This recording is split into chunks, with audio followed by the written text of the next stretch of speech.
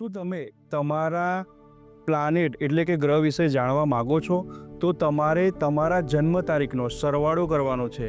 જેમ કે તમારી જન્મ તારીખ 19 હોય તો 1 + 9 = 10. 10ને પણ સિંગલ ડિજિટમાં લાવવાનો છે, એટલે કે એક નંબર એટલે સૂર્ય, 2 નંબર એટલે ચંદ્રમા, 3 નંબર એટલે ગુરુ, 4 નંબર એટલે રાહુ, 5 નંબર એટલે બુધ, 6 નંબર એટલે શુક્ર, 7 નંબર એટલે કેતુ, 8 નંબર એટલે શનિ, 9 નંબર એટલે મંગળ. તો આ રીતે તમારા જન્મ તારીખનો સરવાળો કરીને તમે તમારો કયો પ્લાનેટ છે એ તમે જાણી શકો છો.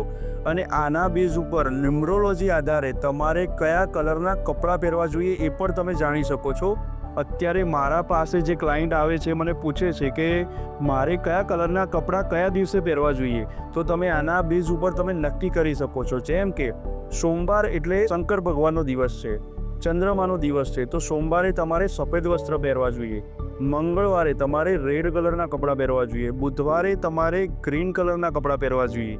ગુરુવારે તમારે યલો કલરના કપડાં પહેરવા જોઈએ.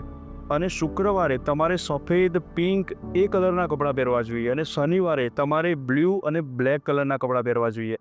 આ કપડાં આ કલરના યુઝ કરવાથી પણ તમે તમારા જીવનની અંદર એક પોઝિટિવ ઓરા બેલેન્સ કરી શકો છો અને એક સફળતા પણ મેળવી શકો છો.